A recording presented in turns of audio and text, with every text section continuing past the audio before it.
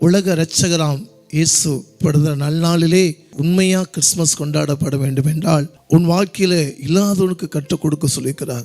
அதே போல ரோட்டில் கையேந்தி இருக்கிற எல்லா பிள்ளைகளுக்காக நீங்கள் ஒரு தர்மம் செய்து ஒரு சாப்பாடு ஒரு இனிப்பு வாங்கி கொடுத்து இந்த உலகத்தில் இயேசு இப்படி பிறந்திருக்கிறார்.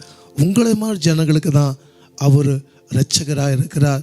அவர் இயேசுவை ஏற்றுக்கொள்ளும் போது உங்கள் பாவங்களும் சாபங்களையும் மாற்றி அது ஆசீர்வாதமாக தேவன் மாற்றுவார். இந்த நல்லாளிலே கர்த்தருடைய கிருபையாய் பார்த்துக்கிற ஒவ்வொரு பிள்ளைகளுக்கும் உலக இரட்சகர் உங்கள் வாழ்க்கையிலே இனிமேல் உங்கள் இருளை கர்த்தரை வெளிச்சமாக மாற்றி அதை ஆசீர்வாதமாக நிச்சயமாக மாற்றி கொடுப்பார். இனிய கிறிஸ்மஸ் நல்வாழ்த்துக்களை சொல்லி உங்களை வாழ்த்தி ஆசீர்வதிக்கிறேன். இந்த நாளிலே அருமையான பாஸ்டர்மா வாழ்த்துக்களை கூற வருவார்கள்.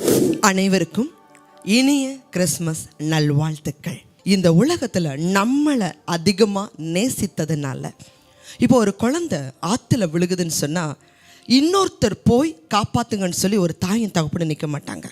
அந்த குழந்தை மேலே வாய்த்திருக்கிற அதிக அன்புனால அந்த தகப்பனே அந்த ஆற்றுல விழுந்து குழந்தையை காப்பாற்றுவாங்க.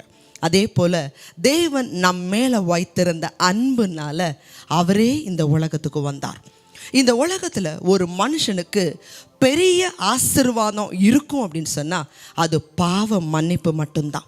இந்த பாவ மன்னிப்பு மட்டும் நமக்கு இல்லைன்னு சொன்னால் நீங்களும் நானும் நம்மளுடைய ஆத்துமா நரகத்துக்கு தான் போயிருக்கணும். தேவஜனமே, இன்னைக்கு இயேசு கிறிஸ்து தான் பரலோகத்துக்கு போகக்கூடிய ஒரே வழி. இயேசுவே வழி, சத்தியம், ஜீவன். இயேசுவை அல்லாமல் ஒருவரும் பிதா கிட்ட பரலோகத்துக்கு போகவே முடியாது.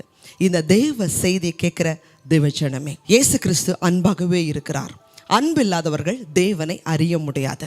அதனால இந்த தேவ செய்தியை கேட்குற நீங்க, இயேசு இன்னைக்கு உங்களுக்காக பிறந்தார், நமக்காக பிறந்தான்னு சொல்லி எத்தனை பேர்ட்ட உங்களால் சொல்ல முடியுமோ, பாஸ்டர் சொன்னது போல் உங்களால் எதையாவது கொடுத்து உணவோ இனிப்புகளோ உடையோ கொடுத்து இயேசு நம்மளுடைய பாவங்கள்ல இருந்து மீட்கும்படி பிறந்தான்னு சொல்லி சொல்லுவீங்கன்னு சொன்னால் அதுதான் உண்மையான கிறிஸ்மஸ்.